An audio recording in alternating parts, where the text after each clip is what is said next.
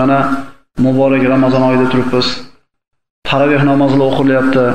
Mana Qur'onlar xatm qilinyapti. Qaysi masjidda 1 pora, qaysi masjidda 5 pora. Lekin mana shu Qur'on tilovatida hozir bo'lgan kishilarga qanday bir ajr savob borligini bilsak va Qur'on tilovatida somiy bo'lib turishi qanday bir ulug' ajrlarga sababligini bilsak, inshaalloh ana shu taravih namozida turishimiz yana ham bir davomiyroq va harisroq bo'lamiz. Rasululloh sallallohu alayhi vasallam marhamat qiladi: "Afdalul ibadati ummati tilovatul Qur'an." Meni ummatimni ibodatining eng afzali bu Qur'on tilovatida marhamat qiladi Rasululloh sallallohu alayhi vasallam. Musulmon kishi, mo'min kishi Qur'on o'qib topgan ajrini boshqa hech bir qaysi amalda topa olmaydi.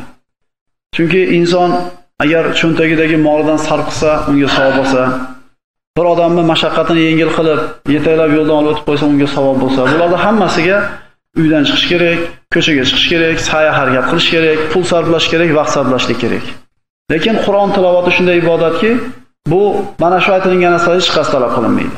Rasululloh sollallohu alayhi vasallam aytadi: "Har bir o'qilgan Qur'on harfi uchun 10 tadan ajr bor. 700 tagacha Alloh xohlagan bandasiga yana ham ziyoda qilib beradi." Men dedi Rasululloh, alif lam mim ni bitta harf demayman dedi. Alif bitta harf, lom bitta harf, mim bitta harf. Demak, musulmon kishi mushafni ochadimi yoki yoddan o'qiydimi? A'udhu billahi minash shaytonir rojim. Bismillahirrohmanirrohim. Alif lam mim desa 30 ta savobga ishlaydi. Bismillahirrohmanirrohim. Qul huvallohu ahad desa, mana shu Ixlos surasidagi 1-oyatda 11 ta harf bo'lsa, demak 110 ta savobga ishlaydi. Bunaqa ajrda oson ishlashning yo'li qayerda bor? Xo'p, Qur'on o'qishlikka doim imkoniyatimiz bo'lmasa yoki Qur'on o'qishlikni bilmasak-chi, bizga qanday yo'l bor? Ana shu Qur'on tilovati bo'layotgan taravih namozlarida somiy bo'lishlik mana shu ajrni siz bilan bizga yozadi. Qur'onda nechta harf bo'lsa, har bitta harfga 10 tadan savob qilingda va buni ko'paytiring.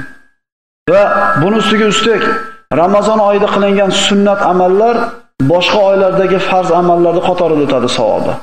Endi Ramazonda qilingan bitta farz amal 70 ta boshqa oylarda qilingan farz amalning savobini beradi. Endi Ramazonda o'qilgan Qur'onning savobi qanchalik bo'ladi? Rasululloh sollallohu alayhi vasallam aytadi: "Qalbida Qur'ondan biror bir oyat bo'lmagan kishi bu go'yoki xarob uyga o'xshaydi." Qur'ondan biror oyat bo'lmagan insonning qalbi xarob yoki o'lik qalb deyiladi.